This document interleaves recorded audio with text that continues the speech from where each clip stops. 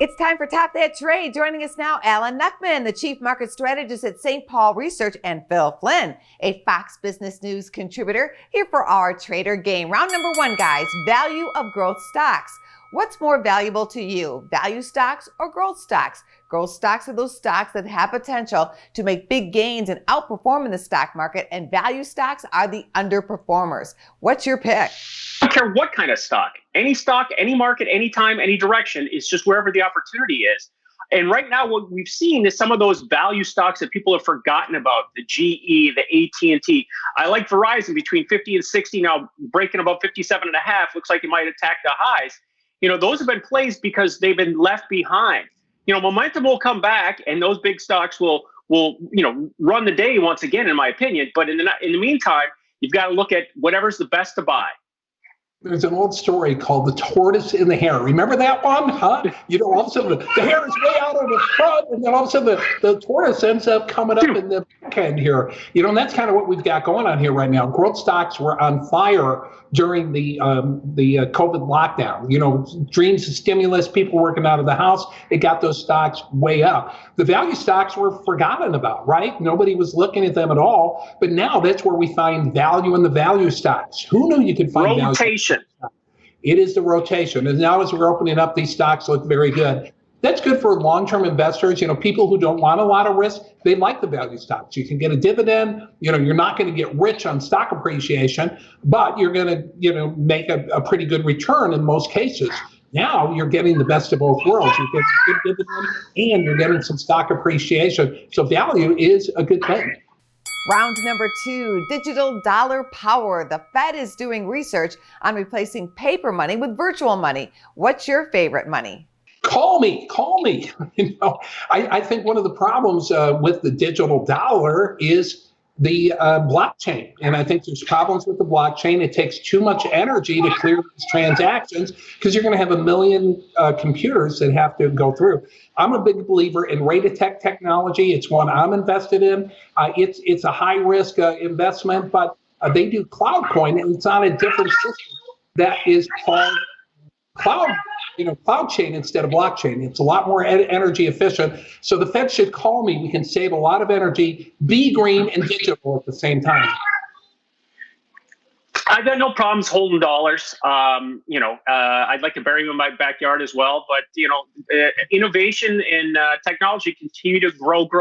So, eventually it'll get us there. But let's remember how many transactions now are done by debit card and credit card as opposed to 15, 20 years ago.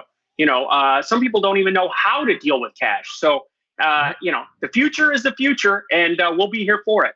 It's funny you should say that. If you looked at the money supply lately, it's gone through the roof. So anyway, and Alan, don't bury your digital dollar. I tried it. It out of the computer. It doesn't work. Trust me. It floated away. I buried some, and then the lake came up a little higher. And I don't know. It's in Canada, eh? Yeah, it's afraid of the digital dollar. You can lose your entire fortune by spilling coffee on your table. Round number three, bubble trouble. Bubbles happen when stocks are overly inflated and have the potential to pop. Which stock do you think is in for some bubble trouble? Will it be Apple or Amazon? Well, I'm using Apple and Amazon as a fact is they haven't participated in the bubble. If you've seen Google come back, that's a healthy sign. But I look at it as glass half full, that we still haven't seen Amazon holding around that support level and Apple holding around the 120 level as positives. As when they pop, and I mean pop to the upside, not pop as in a bubble. When they pop to the upside, I think that's going to give the market a big boost. Yeah, I think it's hard to argue that either one of those stocks are in a bubble. I mean, it doesn't mean that they couldn't see a price correction on the stock. But, because those companies are so dynamic and the technology is so wide and varied, we're just not seeing it.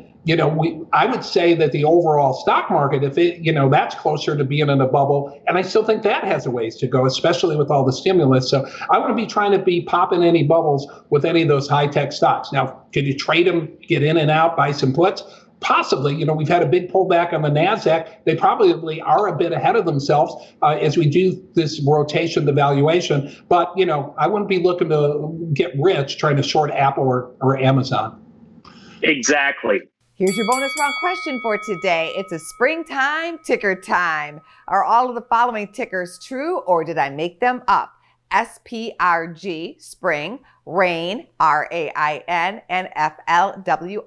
Are all true or all false? Did I make them up? Yes, all real. Angie doesn't lie. They're all real. Well, I wouldn't go that far, but I'm going to say they're all true too. Phil, clearly we need to hang out more because Alan knows me better. You are both winners. And by the way, thanks to little Jane Nuckman for her voice cameo in the show today. Business First AM will be right back. Check us out on social media. We're on Facebook, YouTube, and Twitter. And go to businessfirstam.com for where to see our show on TV.